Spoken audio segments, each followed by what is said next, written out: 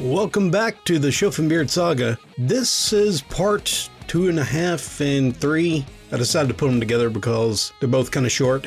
The first one is The Bearded Mind, and the next one is The Bearded Cockblocker. I'm going to give a special thanks to my patrons. I really appreciate your support. If you want to join and help support this channel, you can go to patreon.com. I'll be glad to have you. I'm going to give a special thanks to the author, Elrond the Dark One. I really love that play on the Lord of the Rings.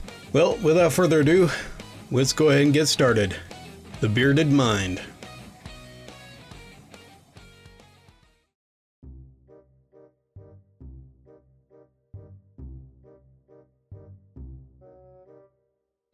Since the next encounter was short, but cringy, I'll break down some insight into Schopenbeard's psyche and his background before the next part. So grab yourself a glass of the Dew of the Mountain, some Doritos, and let's delve into the mind of Schopenbeard. Mind you, I'm not a therapist of any kind. This is like a retrospective impression of his character, you know, in the name of neckbeard research. In a few words, why I think his neckbeardiness was not his essential attribute, albeit very entrenched, but it was just his shell to defend himself from the world, and a plea for attention. He was, in my humble opinion, a broken man, hiding behind his neckbeard archetype. You remember the scene from Shrek about onions, where onions and ogres are alike? Well, my thesis is that most neckbeards are like those ogres. Shrek mentioned that those smelly, layered, and greasy onions were much like him. But with the neckbeard, it's got creepiness, misogyny, bravado, and entitlement were just layers, hiding deeply insecure, traumatized, and lost human beings. That explains Schopenbeard's behavior. He was born in a middle-class household, as an only child. He lived with only his mother. I don't know what happened to his father, but apparently he wasn't much into the picture for some reason. I learned that he was also bullied in school, since he was a dork, and he was rejected by females. So I think he covered himself with a layer of misogyny and cynicism to cope, which only thickened as he read about Schopenhauer. As such, he didn't have very many friends, which probably impaired his social understanding of situations. Worse, he might have befriended kids like him, further increasing the bearded archetype, kind of like the echo chamber effect. Indeed, if you're only exposed to the same opinions that you have and are constantly validated, you just entrench more in them. I don't know for certain how his relationship with his mother was, but I can make a guess, assuming they identified with Schopenhauer. You see, Schopenhauer hated his mother because she always considered him a disappointment, and she often criticized him on his behavior and personality. His father came from a family that may have some mental issues, but Schopenhauer thought that his mother's nagging was a detonator for his apparent accidental death and his troublesome, cynical personality. I got another hypothesis. Maybe his relationship with his mother, on the contrary, was very close, almost too close. And so, not being validated in the same way by the objects of his desire, to which he probably felt entitled, planted the seed of his misogyny, which grew into a noxious, poisonous, neckbeard-clad flower of demeaning comments for females. Add to the sexual frustration of a hormonal teenager, and you have the recipe for a neckbeardy nice guy. Lack of attention from his peers were probably the seed for a superiority complex, raising himself above the inferior human species and cattle, only increased by his entertainment consumption. Despite this, he probably craved any attention, even if it was negative, like some villains in stories tend to do. Hence his comments and the lack of understanding on how to behave in social situations. That's about as much as I can delve into his mind. This newly shed light on his being, I hope, make you, as it did to me, more sympathetic with not only Schopenbeard, but with other neckbeards too, except for Wheezybeard. I don't want to talk about Wheezybeard. Now that that's out of the way, let's get to our next encounter.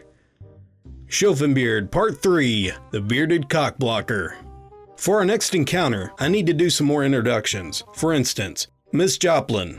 She's female, 5'9", very skinny, not voluptuous, and a visual arts student. She's got blonde long hair, green eyes, pale skin, a bit sunburnt, and a lot, I mean lots, of tattoos. She models on the side. She's got a very alternative, artsy aesthetic, and her clothes and big glasses are like the one that Janis Joplin used, hence the name. She was a chain smoker of sweet tobacco and marijuana. You get the picture. Now with the new cast introduced, on with the story. The same semester that Schopenbeard introduced himself to me, I began a double major. I decided to immerse myself in history, along with a philosophy one. I had to go through many first semester history classes, hence why a month or two goes by from part 1 and part 2, in which I don't remember any major sweet delicious cringe, except for the very bad timed Sandashi Shiraikus in class, and some very racist and or misogynistic jokes.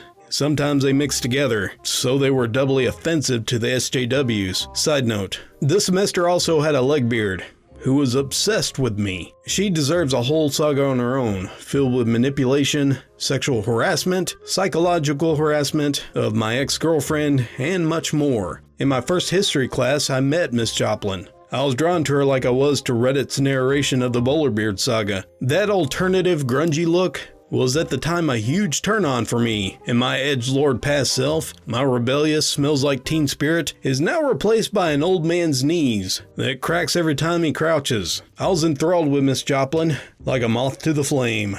Plus, I was dealing with the nuclear annihilation from my crush, which I mentioned in the past. In short, I called her many times, and I asked her out, until she finally rejected me. I was taking that splinter out, if you will, since I asked her out in school, for her to say yes, and then never speak to me again. I still don't know why to this day.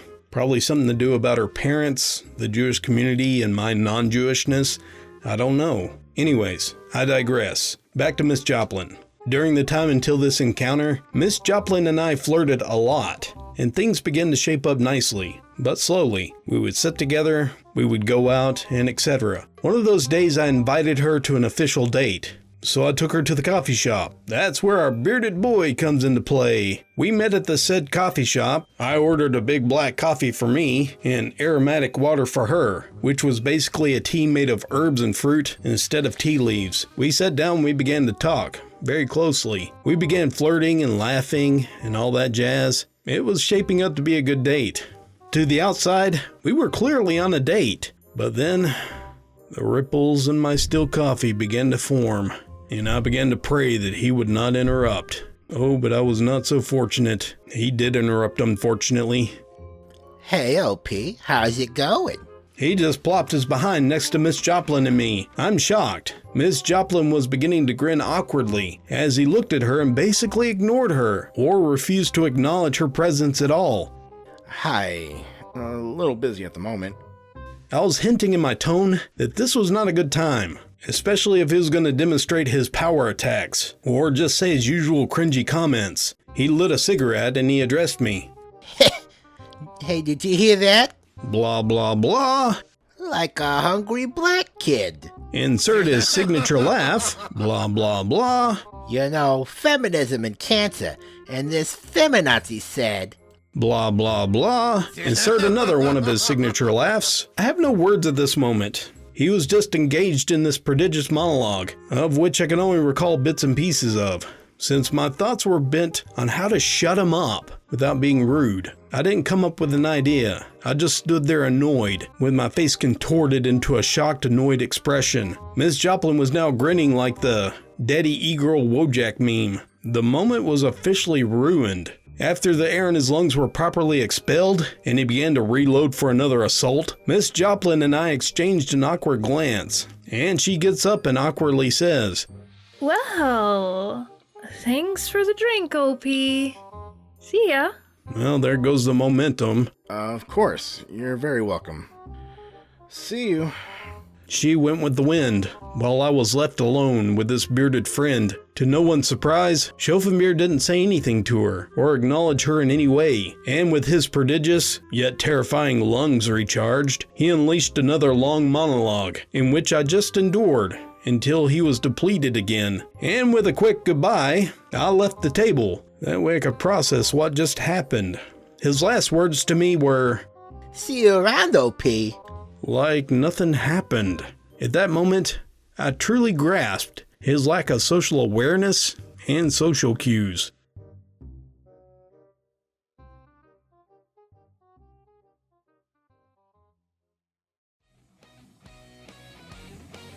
Thank you guys again for joining me. Hope you guys enjoyed this. The next one's gonna be a really long one. It's about the horror at the tabletop. It's pretty good. So I can't wait to get that out for you guys. Well, again, thanks for listening, and I'll see you guys again soon. And until next time, this is Dallas, signing off.